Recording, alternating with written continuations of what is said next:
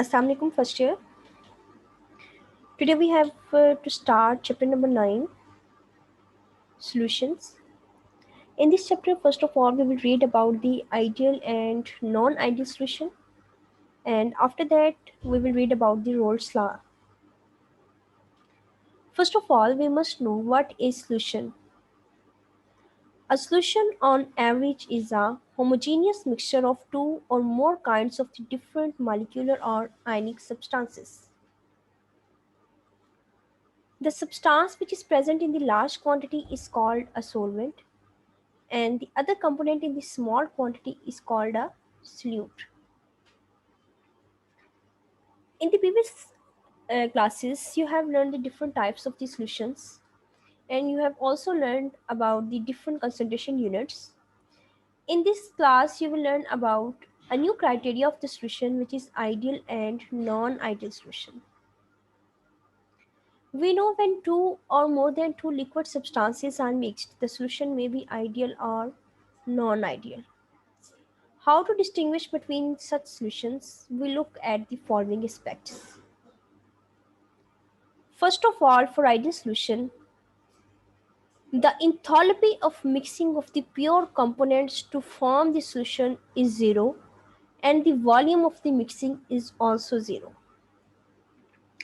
It means अगर आप salute को सॉल्वेंट के अंदर मिक्स करते हैं, प्योर सल्यूट को प्योर सॉल्वेंट के अंदर मिक्स करते हैं, तो मिक्सिंग के नतीजे में ना तो हीट जो है वो अब्जॉर्ब होनी चाहिए, ना ही हीट इवॉल्व होनी चाहिए. नॉर्मली इट हैपन्स कि अगर आप किसी भी चीज़ को पानी में डिज़ोल्व करते हैं तो आया वेदर इट इज़ एंडोथर्मिक और एक्सोथर्मिक रिएक्शन, हीट या तो इवॉल्व होती है या जो है वो अब्जॉर्ब होती है. लेकिन अगर ऐसा होता है तो इसका मतलब है कि वो नॉन आइडियल सोल्यूशन बना है. तो आइडियल सोल्यूशन की पहली कंडीशन क्या है कि अगर आप दो कंपोनेंट्स को मिक्स करते हैं तो उनका जो डेल एच होना चाहिए वो ज़ीरो होना चाहिए. और सेकेंडली, जब आप उनका जो भी वॉल्यूम लेते हैं, फॉर सपोज ए का आपने वॉल्यूम, सॉल्वेंट का वॉल्यूम आपने 100 ग्राम लिया है और सल्यूट का वॉल्यूम आपने 5 ग्राम लिया है, उनको मिक्स करने पे उनका टोटल जो वॉल्यूम है दैट शुड बी 105. 105 से जो है वो कम नहीं होना चाहिए. Means change in volume is zero. जितना आपने प्योर कंपोनेंट्स का मिक्स किया है तो टोटल वॉल्यूम भी उसी के बराबर आना चाहिए. सबसे पहली बात आपको पता होनी चाहिए कि आइडियलिटी जो है वो एक नॉन एग्जिस्टेंस सी चीज़ है. ऐसा जो है वो बहुत कम जगह पे होता है कि ना तो हीट अब्जॉर्ब हो, ना इवॉल्व हो और ना ही वॉल्यूम चेंज हो. लेकिन हर एक चीज़ का क्राइटेरिया जो है वो सेट किया गया है. तो इसी तरीके से आइडियल सोल्यूशन का ये क्राइटेरिया जो है वो सेट किया गया है. The volume of the solution would be equal to the sum of the volumes of the two components. तो ये जो दो कंपोनेंट्स हम सपोज कर लेते हैं कि हमने कंपोनेंट ए और बी लिया है, तो वो आइडियल कंपोनेंट, इन दोनों को अगर हम मिक्स करते हैं तो ये दोनों कंपोनेंट्स जो हैं वो आइडियल कब होंगे? अगर इनको मिक्सिंग को मिलाने से इनका वॉल्यूम चेंज नहीं होता और इनका जो इंथॉल्पी जो है वो इनकी चेंज नहीं होती. मीन्स कि ना तो हीट जो है वो अब्जॉर्ब होती है, ना ही हीट इवॉल्व होती है. तीसरी बात जो कि हम आइडियलिटी ऑफ द सॉल्यूशन को चेक करने में यूज़ कर सकते हैं कि प्योर कंपोनेंट में हमें पता है कि अगर हम एक कंपोनेंट हमने ए लिया है, दूसरा कंपोनेंट हमने बी लिया है, अगर वो प्योर कंपोनेंट ए है, उनके दरमियान में जो फोर्सेस ऑफ अट्रैक्शंस हैं वो टाइप ए फोर्सेस है. जो प्योर कंपोनेंट बी है, उनके दरमियान में जो फोर्सेस ऑफ अट्रैक्शन है वो टाइप बी फोर्सेस है. जाहिर सी बात है, बी वो प्योर कंपोनेंट बी है तो उसमें सिर्फ और सिर्फ बी के मालिक्यूल बी से ही अटैच होंगे. जब हम इन दोनों कंपोनेंट्स को ए और बी को मिक्स करेंगे तो एक new type of forces of attraction जो है वो प्रेजेंट होगी, that will be A B type forces.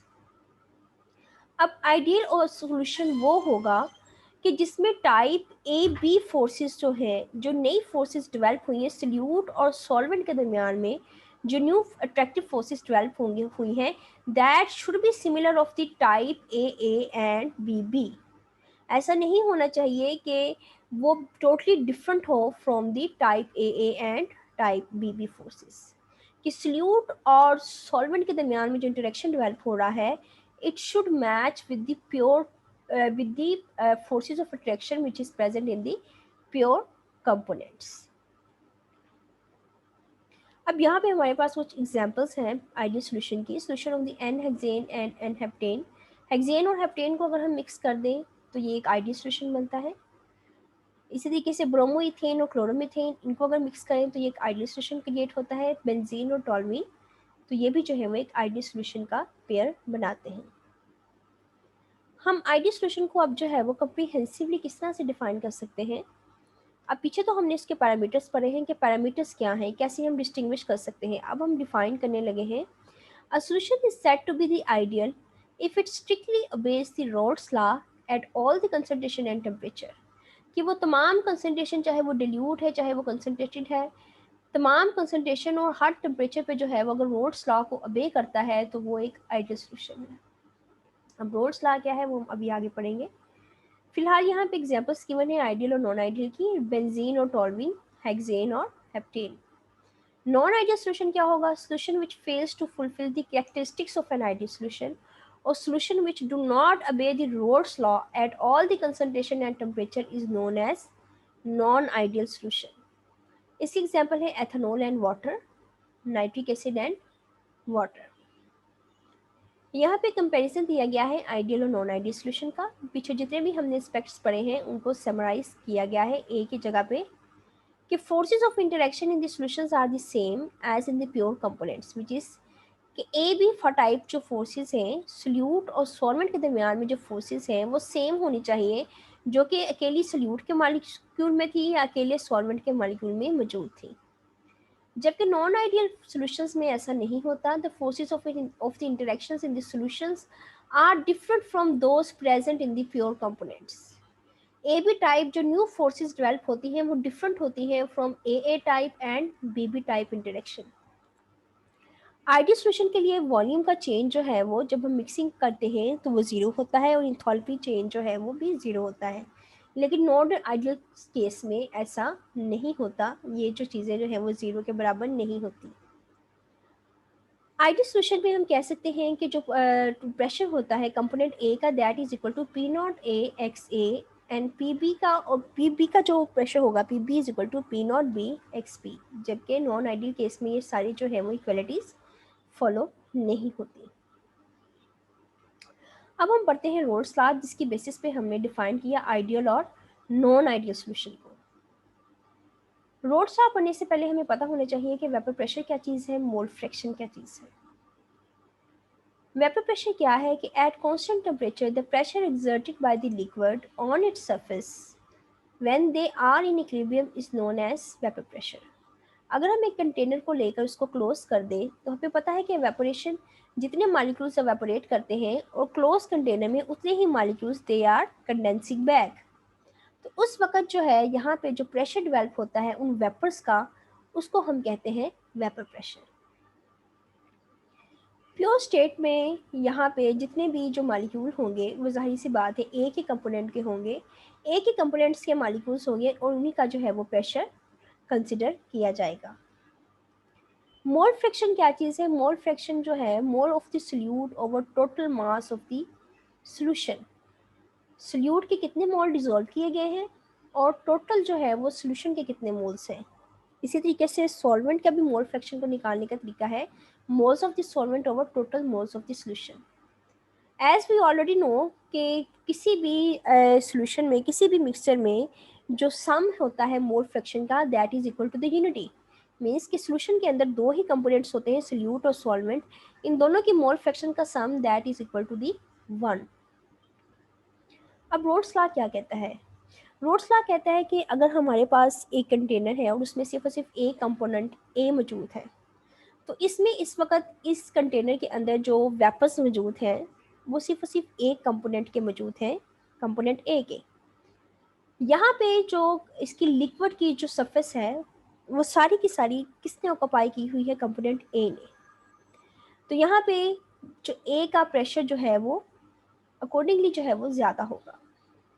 अगर हम इसी कंपोनेंट के अंदर एक दूसरा कंपोनेंट बी डाल देते हैं, यहाँ पे जो ग्रीन बॉल है that is the second component solute, तो क्या होगा कि सेकंड कंपोनेंट डालने से जो सोल्यूट के जो लिक्विड की ऊपर वाली सरफेस है वो जो है वो ऑक्यूपाई हो जाएगी ए प्लस बी के कंपोनेंट से। अब यहाँ पे जितने मॉलिक्यूल्स ए के एवेपोरेट होने चाहिए थे उतने नहीं हो पा रहे। क्यों? क्योंकि एक तो यहाँ पे जगह ऑक्यूपाई कर ली है कंपोनेंट ऑफ द बी ने, और दूसरा कंपोनेंट ऑफ बी जो है वो कंपोनेंट ऑफ ए को अपनी तरफ अट्रैक्ट भी करेंगे। तो कंपोनेंट ए के लिए डिफिकल्ट हो गया है एवेपोरेट होना।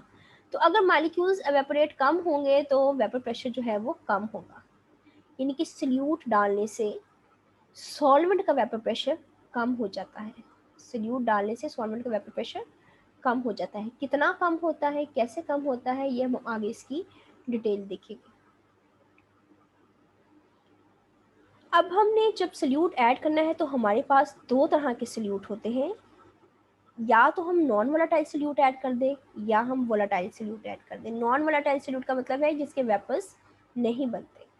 तो दोनों केसेस में जो है वो loading of the vapour pressure जो है वो डिफरेंट होगी। फर्स्ट ऑफ ऑल जो है वो हम देखते हैं नॉन वोलेटाइल सल्यूट के लिए क्या होगा।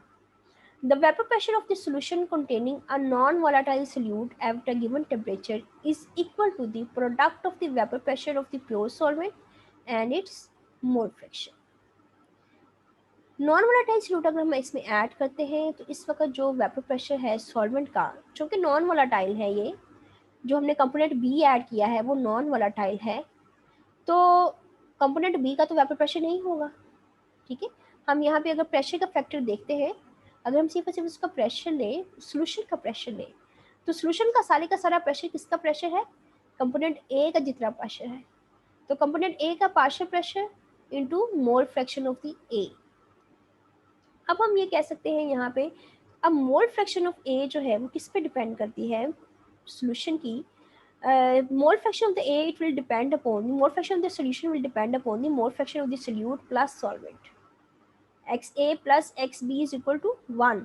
तो यहाँ पे अगर हम इसकी वैल्यू पुट कर दें मोल फ्रैक्शन की, तो हमें पता चलेगा कि on adding a non volatile solute to a solvent the vapour pressure of the solution always gets lowered. किस तरीके से हम यहाँ पे इसे देखते हैं कि इस इक्वेशन को हम मैथमेटिकली पी ए की जगह पे हम सिंपली पी नॉट x1 लिख देते हैं। P क्या है? P is the vapor pressure of the solvent in the solution. P naught क्या है? P naught is the vapor pressure of the pure solvent. P जो है वो सॉल्वेंट सोल्यूशन की फॉर्म में सॉल्वेंट का वेपर प्रेशर है, और P नॉट ओरिजिनल फॉर्म में, जो कि ओरिजिनल उसका वेपर प्रेशर था। और x1 क्या है? x1 mole fraction of the solvent. अब हमें पता है कि x1 प्लस x2 क्या है? Mole fraction of the solute, x1 mole fraction of the solvent. Solute और सॉल्वेंट का मोल फ्रैक्शन यूनिटी के बराबर होता है, तो हम यहाँ से x1 की वैल्यू जो है वो कैलकुलेट कर लेते हैं। x1 is equal to 1 minus x2। अब इस इक्वेशन को हम, इस x1 की वैल्यू को हम इक्वेशन 1 में पुट कर देते हैं, तो हमारे पास रिलेशन आएगा P is equal to P not 1 minus x2। अब इस P नॉट को हम अंदर मल्टीप्लाई करके इस ब्रैकेट को ओपन कर लेते हैं। P is equal to P not minus P not x2। P not जो है वो हम दूसरी साइड पे ले जाते हैं। P not minus P is equal to P not x2। Equation को रीअरेंज कर लेंगे। P not minus P is equal to del P P not x2। Del P क्या है? Del P is the change in the vapour pressure, loading of the vapor pressure. Loading of the vapor pressure is directly proportional to the mole fraction of the solute. ये जो loading of the vapor pressure जो है वो किसके directly proportion आ रही है? Salute कितना डाला है हमने, सल्यूट की कितने मोल्स डाले हैं। जितने ज़्यादा सल्यूट के मोल डाले जाएंगे उतना ज़्यादा जो सॉल्वेंट का सोल्यूशन का जो वेपर प्रेशर होगा उतना ज़्यादा जो है वो कम होगा। ठीक है, अब इसी इक्वेशन को हम रीअरेंज करते हैं कि मोल फ्रैक्शन एक साइड पे रह जाए और प्रेशर वाली सारी टर्म्स हम एक साइड पे ले जाएंगे। इस तरीके से del P over P not is equal to x2। अब ये जो फैक्टर है del P over P not, it is called the relative lowering of the vapour pressure and it is more important than the actual lowering of the vapour pressure. This equation gives us an other definition of the Rolle's law, that is, the relative loading of the vapor pressure is equal to the mole fraction of the solute. तो हम कह सकते हैं कि जो vapour pressure कितना कम होता है ये किस बात पे डिपेंड करता है? ये डिपेंड करता है, सबसे पहले ये इंडिपेंडेंट है टेम्परेचर पे। चूँकि हमारे पास फाइनल इक्वेशन में टेम्परेचर का कोई जो है वो फैक्टर नहीं अपीयर हुआ, तो टेम्परेचर पे डिपेंड नहीं करने लगा ये। Secondly, it depends upon the concentration of the solute. जितना ज़्यादा हम सॉल्यूट डालेंगे उतना ज़्यादा प्रेशर जो है वो कम होगा। It is constant when equi-molecular proportions of the different solutes are dissolved in the same mass of the same solvent।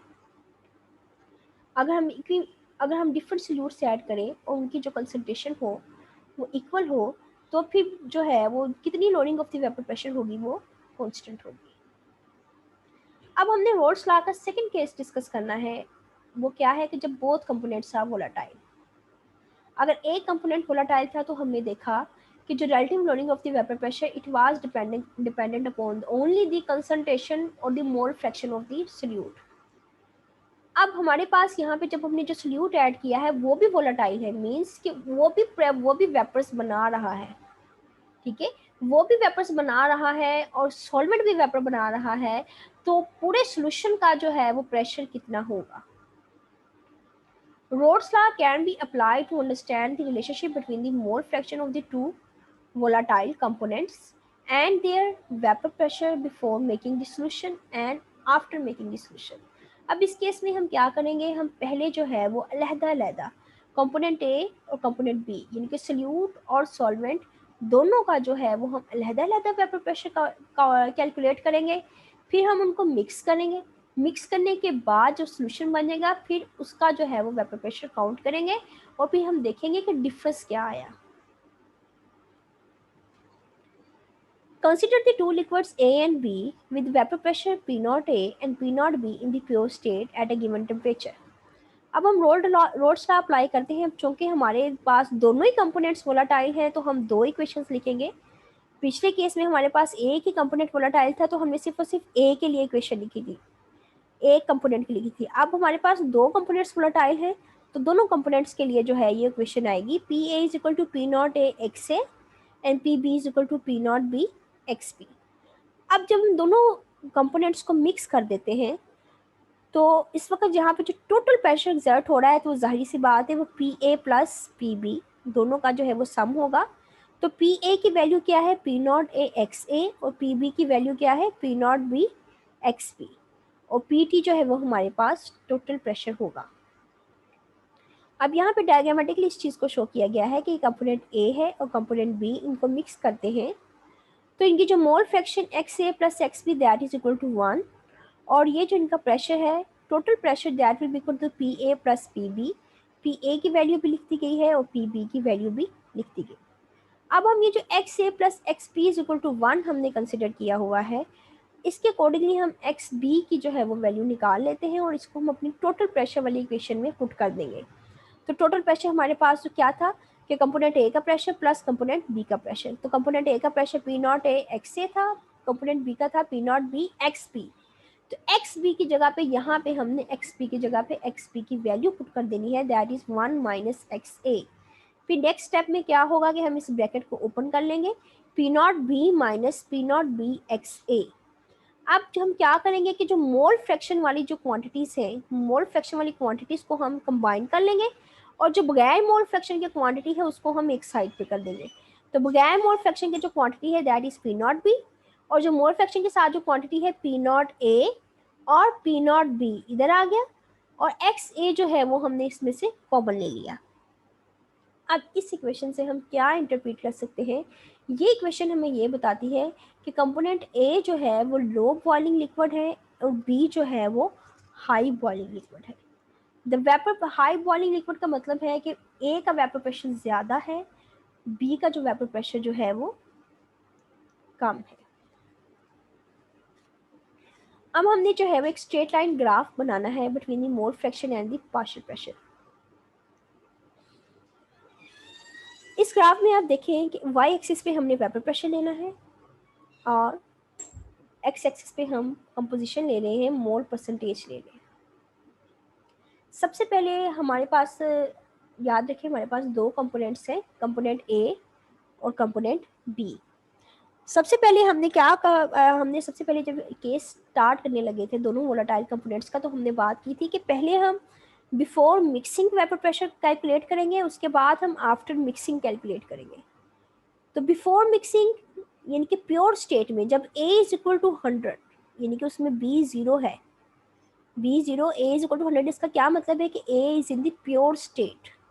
Pure state में ए का जो वेपर प्रेशर है बेटा, यहाँ पे पी नॉट ए, ये जो रेड लाइन है, रेड लाइन जो शो कर रही है, रेड लाइन का जो पॉइंट है, ये जो है वो हमें शो कर रहा है कि ये vapour pressure of the A in the pure state, जिसको हमने पी नॉट ए में लिखा है, ये इस पॉइंट पे है जब 20 में 0 था, ए इज 100%।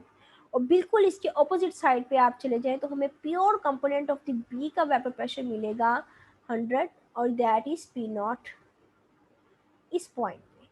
तो ये बात यहाँ पे क्लियर हो जानी चाहिए कि ए का वेपर प्रेशर ज़्यादा है, बी का वेपर प्रेशर कम है।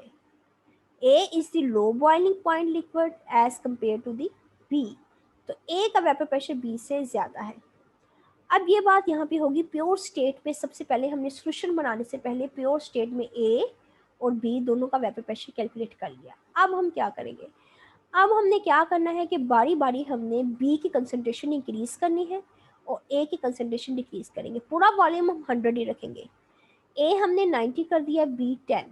तो इस वक्त जो वेपर प्रेशर होगा वो ये वाला पॉइंट है।